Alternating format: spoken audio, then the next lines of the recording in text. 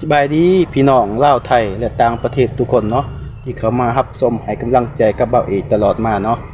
ให้เขามาเบิ่งคลิปเบาเอกกสิกลับ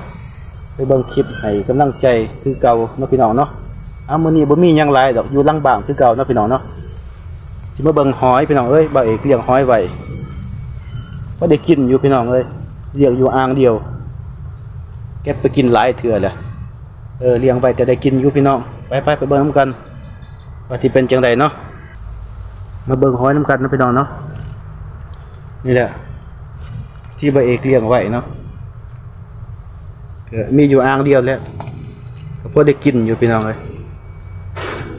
บ่ได้ขายบ่ได้ย่างดอกเลี้ยงไว้กิน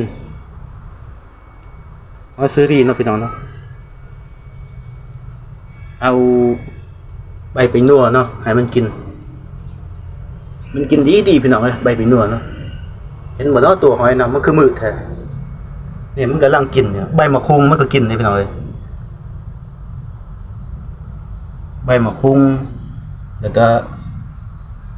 ใบไปนัวกินดีอันนี้ยอดมะพร้าวพี่น้องเลยใบเอกเอายอดมะพร้าวมาให้มันกินมันก็กินได้กินดีคือยังยอดมะพร้าวมันจะเป็นไข่มันนะพี่น้องเนาะเลี้ยงไว้ก็พอได้กินอยู่พี่น้องเอ้ยบ่ได้ขายบ่ได้ย่างดอกไข่เต็มพี่น้องเอ้ยเต็มฟ้าเลยแค่ไปกินก็ไล่เติบแล้วพี่น้องเอ้ยวิธีการเลี้ยงก็สิเลี้ยงแบบจังซี่แหละพี่น้องเอ้ยอันนี้ก็ไข่มันพี่น้องเอ้ยเต็มฟ้าเลย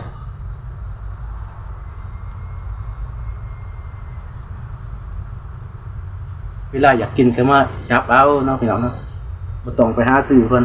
มันก็บ่ได้เสียหายหยังพี่น้องเอ้ยเลี้ยงไว้บ่ได้ใส่พวกอาหารอัตภักมาให้กินเนาะอันนี้กับผักตบเนาะพี่น้องมันมืดนั่นเด้อพี่น้องเอ้ยก็อยู่นี่จับเต็มเลยจะแพงพี่น้องเอ้ยนี่มีแต่หอยอะไรนี่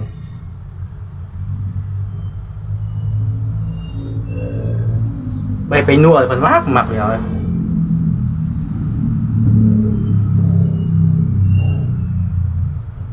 จะมีหลายเติบอยู่ตอนนี้บ่ค่อยเห็นพอ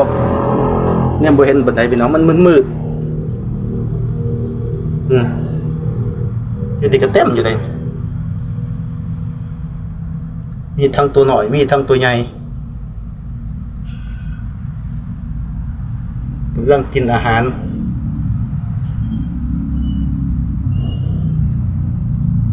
ใบมะคงเนี่ยมักคักพี่น้อยถิ่มล่องมาเมื่อเดียวเกี่ยงเลยก็บอกคอยเห็นพอปานใดเนาะพี่น้องมันบ่แจ้งนะมันมืดเนาะ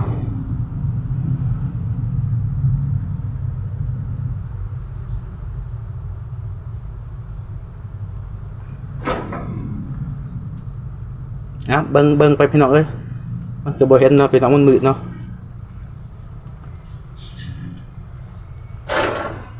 ให้เขามารับส้มแล้วก็ฝากกดติดตามแล้วก็กดกระดิ่งกด Subscribe ให้ด้วยพี่น้องเด้อฝากเป็นกำลังใจให้กันและกันนะพี่น้องเนาะ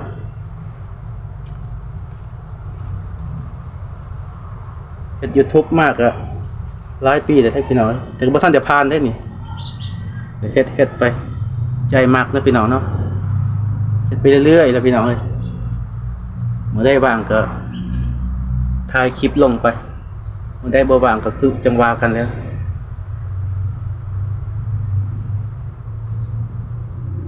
ใครมาเบิ่งแล้วไปซะเนี่ยจะขอโทษขออภัยเด้อพี่น้องเด้อก็ติดตามไปทุกคนนั่นแหละที่เขามาเนาะ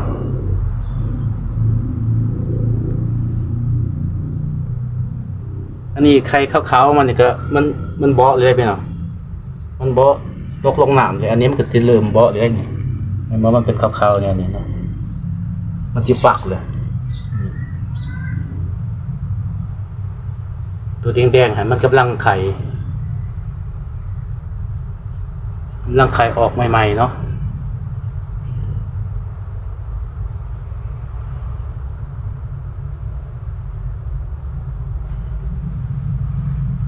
ฮ็ดคลิปก็เฮ็ดไปเรื่อยๆเลยพี่น้องเอ้ยผ่านกับยามันเนี่ยใจมากเนาะลงคลิปแหน่บ่ลงแหน่มันก็ยากผ่านอยู่เนาะถ้าลงซุมื้อมันก็มีโอกาสหลายสิโอกาสสิผ่านมันก็หลายเนาะ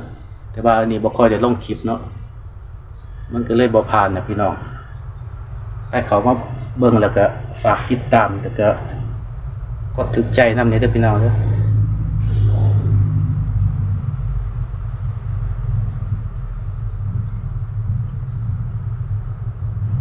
ต่อไปแล้วก็สิพยายามลงคลิปหลายๆเนี่ยหน่อยนึงเนาะเพื่อว่าผ่านนำเขาเนาะ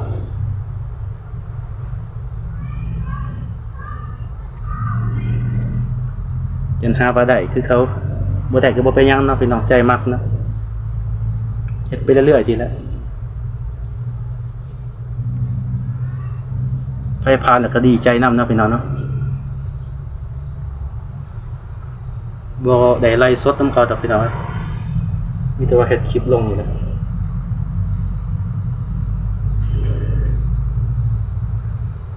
มันก็มีหลายอยู่ได้พี่น้องมันเบิ่งบ่เห็นเนาะพี่น้องเนาะ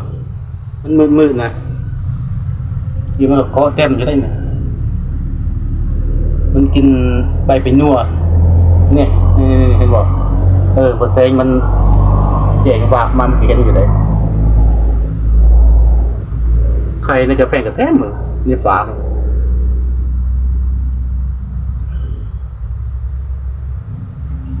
เลี้ยงไปกินพี่น้องเอ้ยเนี่ยเป็นเนื้อพวกไงครับ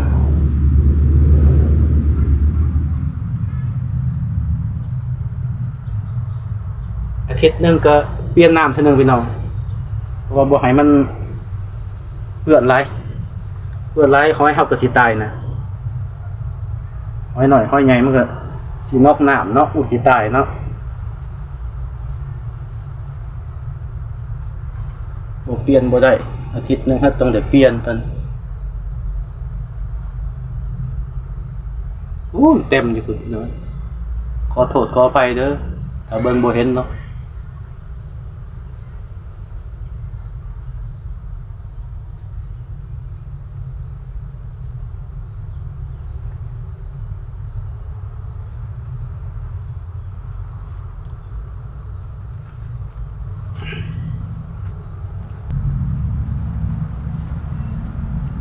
มันก็แพร่หลายอยู่ได้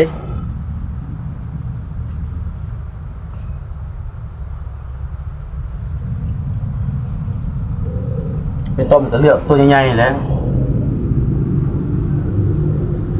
ต้มกินก็ตำบักหุ่งมีไม้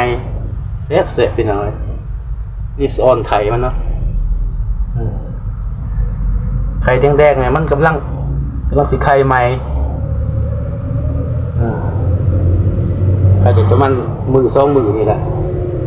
มันก็ขาวแบบนี้มันก็บอเลยได้มันฝักนะฝากแล้วก็มันตกลงน้ำเนาะ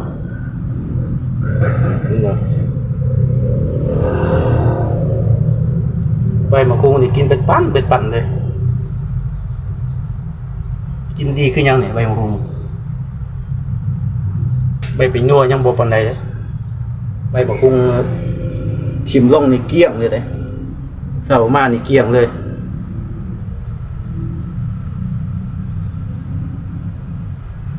จะมีหลายอยู่แต่แนมบ่เห็นมันจะซื้อไปตรงนั้นมันอยู่แบบมืดๆเนาะมันบ่มีแสงเนี่ยไข่มันเนาะไข่ก็หลายเติบอยู่ได้เนาะ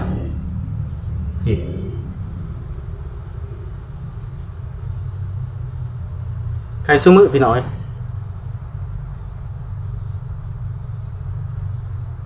คลิปนี้ก็บ่มีหยังหลายดอกพี่น้องฝากนำด้วยพี่น้องเด้อสำหรับส้มแล้วกดติดตามและก็ถึกใจให้นำเนี่ยพี่น้องฝากนำเนี่ยคลิปนี้ก็ขอลาไปก่อนเนาะสุขดีทุกคนสบายดี